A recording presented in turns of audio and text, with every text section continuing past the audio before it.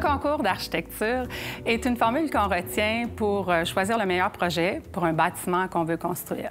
Donc, plutôt que de choisir un architecte parce qu'il serait le plus bas soumissionnaire ou qui serait le plus expérimenté, on choisit un concours pour avoir le meilleur projet, le projet qui répond le mieux à un programme, à un budget ou à un échéancier donné. C'est une façon pour la Ville de Montréal d'aller chercher, d'aller donner la commande publique. C'est aussi une façon d'essayer de hausser la qualité de la production architecturale à Montréal. On fait des concours pour plusieurs raisons. Par exemple, d'abord parce que c'est un processus transparent. On pense que les architectes ont toutes les données, les mêmes données en main pour réaliser le meilleur projet. Ils ont tous un programme, des exigences.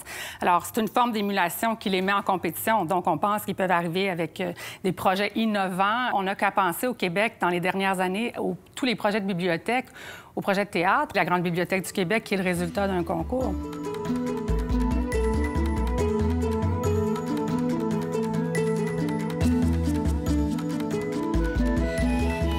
Les concours permettent également à de nouvelles firmes de se positionner, alors que si on les choisissait simplement sur leur expérience, ce serait plus difficile de se qualifier pour la réalisation d'un projet.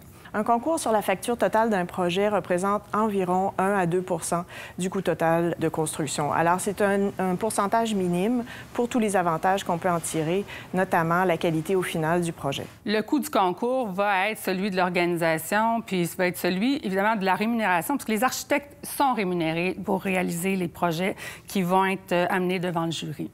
Le concours n'est pas automatiquement un gage de succès.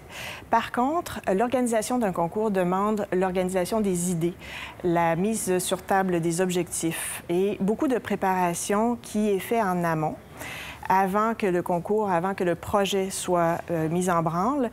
Et donc, si on fait bien cette préparation-là, le concours va bien se dérouler et le projet qui en découle risque d'être beaucoup mieux. On ne peut pas choisir un concours pour l'ensemble des projets qu'on réalise. Tous les projets ne sont pas matière à concours. Ça dépend. Il faut qu'il y ait des enjeux, il faut qu'il y ait des objectifs qui puissent permettre une émulation, parce qu'il y a des projets, parfois, pour lesquels il n'y aura pas 1000 solutions, mais des projets de bibliothèque, des projets de théâtre.